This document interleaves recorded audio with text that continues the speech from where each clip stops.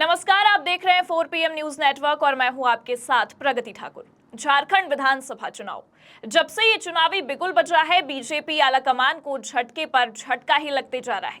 कभी अपने झटका दे रहे हैं तो कभी झारखंड की जनता। लेकिन कहीं न कहीं इस परिवारवाद के खेला में भी बीजेपी झारखंड में पैठ बना नहीं पाई है और जनता, या यूं कह ले कि झारखंड के चुनावी पिच की करता धरता ने बीजेपी को नाको तले चने चबवा दिया है। लेकिन जहां जनता से बार बार भारतीय जनता पार्टी को झटका लग रहा है, उससे कई ज्यादा झटका इस बार बीजेपी के अपने ही दे रहे हैं। जी हां, आपने बिल्कुल सही सुना है। जिस भाईचारे की बात लिए इस चुनावी मैदान में बीजेपी आलाकमान ने बड़े बड़े दावे किए थे, वही भाइयों, या आसान शब्दों में कहे तो वही एनडीए गठबंधन, जिसे देश का सबसे लोकप्रिय और मजबूत गठबंधन कहते बीजेपी हाईकमान की जबान नहीं थकती थी, उन्हीं सहयोगियों ने बीजेपी का बुरा हाल करके रख दिया है और सारे भाईचारे की पोल पट्टी भी खोल दी है। दरअसल जब से झारखंड चुनाव का बिगुल बजा, तब से बीजेपी की मुश्किलें बढ़ती ही जा रही हैं। कभी प्रधानमंत्री मोदी के प्यारे दोस्त यानी कि नीतीश कुमार उनकी धड़कनें तेज कर देते हैं। नीतीश चाचा प्रत्याशियों के ऐलान और सीट बंटवारे के बाद से ही कहीं न कहीं नाराजगी जता रहे हैं और इसका अंदाजा हम सबको भी भली भांति समझ में आ रहा है। और अगर वहीं दूसरी ओर देखें तो कभी खुद को प्रधानमंत्री का हनुमान कहने वाले चिराग पासवान भी बीजेपी की मुश्किलें बढ़ाते नजर आ रहे हैं। खासतौर पर अगर बात करें तो बार बार झारखंड के चुनावी पिच पर बीजेपी आउट होती ही दिख रही है। लेकिन बीजेपी को झारखंड में झटका देते हुए कई नेताओं ने झारखंड मुक्ति मोर्चा यानी कि जेएमएम का हाथ थाम लिया है। दरअसल आपको बता दें कि जेएमएम ने रातों रात भारतीय जनता पार्टी के नेतृत्व वाली गठबंधन यानी कि एनडीए के पांव तले जमीन ही खिसका दी है। रातों रात जेएमएम ने बीजेपी के कई दिग्गज नेताओं को अपने ओर खींच लिया है। साफ तौर पर कहे तो ऑपरेशन हेमंत के तहत बीजेपी के तमाम दिग्गजों ने इस चुनावी पिच पर भारतीय जनता पार्टी के साथ ही विश्वासघात कर दिया है। जेएमएम के दामन को थाम लिया, जिससे बीजेपी हाईकमान को चुनाव से पहले ही बड़ा झटका लगा है।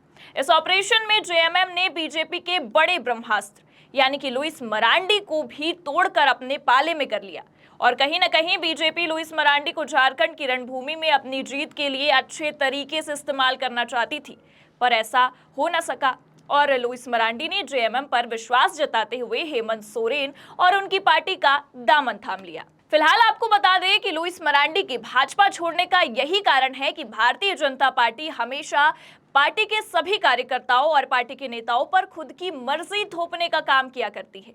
ये भारतीय जनता पार्टी की हाईकमान ने इस बार भी कुछ ऐसा ही किया है, जिसका इतना बड़ा घाटा बीजेपी को सहना पड़ा है। बीजेपी के बड़े ब्रह्मास्त्र यानी कि लुइस मरांडी को बीजेपी हेमंत सोरेन के खिलाफ बरेहट सीट से आमने सामने करना चाहती थी। लुइस मरांडी दुमका सीट से चुनाव लड़ना चाहती थी, लेकिन बीजेपी ने उन्हें हेमंत सोरेन के खिलाफ बरेहट से चुनाव लड़ने को कहा था, जिसकी नाराजगी लुइस मरांडी के मन में थी और नतीजा आपके और हमारे सामने है। दरअसल आपको बता दें कि लुइस मरांडी ने 2014 के विधानसभा चुनाव में हेमंत सोरेन के खिलाफ जीत दर्ज कर दुमका में पहली बार कमल खिलाया था। उसके बावजूद भी इस विधानसभा चुनाव में बीजेपी उन्हें हेमंत सोरेन के खिलाफ ही बरेहट से चुनाव लड़वाना चाहती थी, जिस कारण उन्होंने बीजेपी को टाटा बाय बाय कह दिया। दरअसल आपको बता दें कि लुइस मरांडी ने मीडिया से बातचीत के दौरान खुद कहा है कि हमने पार्टी यानी कि भाजपा को बहुत लंबा समय दिया, पार्टी की सेवा की, पार्टी के हर निर्देश को बहुत ईमानदारी से पालन किया, लेकिन चुनाव के समय पार्टी ने कहा कि हमें बरेहट से चुनाव लड़ना है। हमने दुमका को 24 साल दिए हैं, हम बरेहट से चुनाव कैसे लड़ेंगे? हमें उस जगह के बारे में कुछ भी नहीं पता है। इस मामले पर और चर्चा करेंगे, लेकिन उससे पहले आप खुद देखिए और सुनिए कि लुइस मरांडी क्या कुछ कह रही हैं।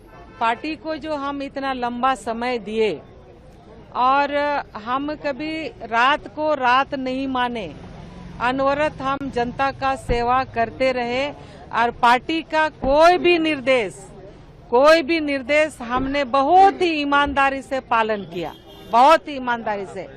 लेकिन इस समय जो चुनाव आ गया तो ऐसे समय में हमको पार्टी ने कहा कि आपको बरहेट से चुनाव लड़ना है। तो जो हम 24 साल से दुमका को समय दिए हैं, तो हम बरहेट में जाके हम कैसे चुनाव लड़ेंगे? हम वहाँ का कुछ नहीं जानते हैं। दुमका में हम एक एक चीज जानते हैं, दुमका के आसपास का एक एक चीज जानते हैं, लेकिन बरहेट से हम लोगों का आना जाना कभी रहा नहीं है। तो हमने इसीलिए कह दिया भाई हम बरहेड़ से चुनाव नहीं लड़ेंगे, नहीं लड़ सकते हैं। उतना के बाद भी घोषणा हो गया, उम्मीदवारों का भारतीय जनता पार्टी का घोषणा हो गया और दुमका से किसी और का नाम आ गया।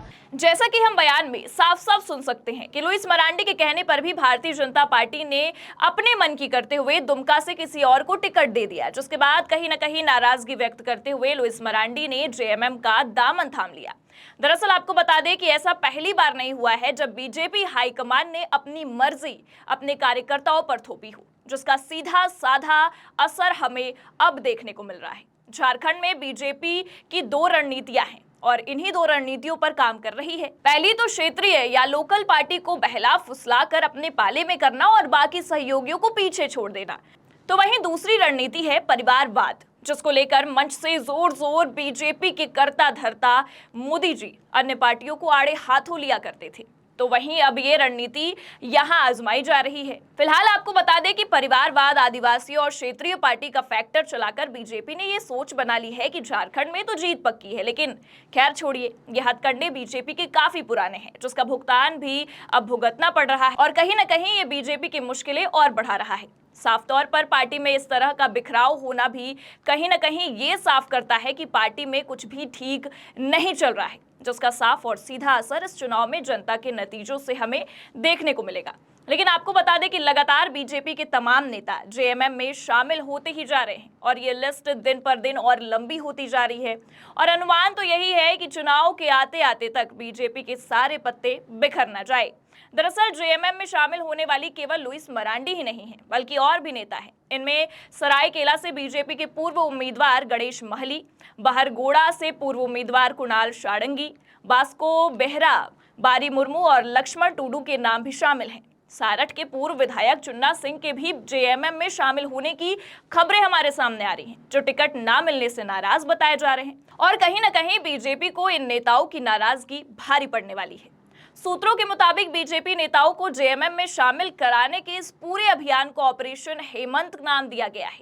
जेएमएम इस चुनाव में हेमंत दोबारा किनारे के साथ मैदान में उतरी है। पार्टी पूरे चुनाव में मनोवैज्ञानिक बढ़त बनाने की कोशिश में है। कोल्हान में चंपई सोरेन के खिलाफ हेमंत सोरेन ने गणेश महली और बास्को बेरा को आगे किया है। दोनों ही आदिवासी नेता हैं और कहीं न कहीं इस चुनाव में ये आदिवासी फैक्टर और उभर कर सामने आ रहा है, क्योंकि दोनों ही गठबंधन ने इस बार चुनावी पिच पर आदिवासियों को चौके छक्के उड़ाने के लिए उतार दिया है। हेमंत सोरेन ने अब तक उम्मीदवारों के नामों का ऐलान नहीं किया है, लेकिन जेएमएम के कई उम्मीदवार नामांकन भी करने लगे हैं। कहा जा रहा है कि हेमंत सोरेन ने उन सभी को सिंबल दे दिया है जिन्हें वे चुनाव लड़ाना चाहते हैं। जेएमएम की सूत्रों की माने तो अब तक 41 नाम तय कर लिए गए हैं। इनमें बरेहट से खुद मुख्यमंत्री हेमंत सोरेन और गांडे से उनकी पत्नी कल्पना मुर्मू का नाम भी शामिल है। वहीं लुइस मरांडी के बीजेपी छोड़ने से बीजेपी को बहुत बड़ा घाटा होता हुआ नजर आ रहा है, क्योंकि कहीं न कहीं जनता के बीच लुइस की पैठ और लोकप्रियता 2014 के विधानसभा चुनाव के बाद से काफी बढ़ गई थी। लुइस मरांडी 2014 में तब सुर्खियों में आई थी जब उन्होंने मुख्यमंत्री हेमंत सोरेन को उनकी परंपरागत सीट दुमका से हराया था। पहली बार दुमका में लुइस की वजह से बीजेपी जीत हासिल कर पाई थी। रघुबर दास की सरकार में लुइस मरांडी को मंत्री बनाया गया था। बीजेपी इस बार भी उन्हें बरेहट से उतारकर 2014 जैसा खेल खेलना चाह रही थी, लेकिन हेमंत ने अपनी चाल पहले ही चल दी और कहीं न कहीं झारखंड के इस चुनावी पिच पर हेमंत की चाल ने बीजेपी की मुश्किलें बढ़ाकर रख दी। फिलहाल अगर सूत्रों की माने तो लुइस मरांडी के दुमका या जामा से चुनाव लड़ने की चर्चाएं हैं। हालांकि अभी जेएमएम की ओर से किसी का भी नाम फाइनल नहीं हुआ है, लेकिन लुइस मरांडी का ये कहना है कि मुझे झारखंड में विधानसभा चुनाव लड़ना है और हेमंत सोरेन जहां से कहेंगे वहां से लड़ लूंगी। झारखंड में चुनावी बिगुल बज चुका है। जैसा कि आप सब देख सकते हैं कि बिगुल बजते ही सरगर्मियां भी काफी तेज नजर आ रही हैं। धीरे धीरे इस चुनाव में बीजेपी को और झटके लगने की संभावनाएं भी जताई जा रही हैं। अगर इसी तरह भारतीय जनता पार्टी अपने कार्यकर्ताओं पर हुकूमत चलाती रही तो आने वाले समय में इस चुनाव में बीजेपी की हार पक्की होती भी दिख रही है। फिलहाल इस खबर में इतना ही। पूरे मामले पर आपकी क्या राय है, कमेंट में जरूर बताइएगा और आप देखते रहिए 4PM न्यूज नेटवर्क। नमस्कार।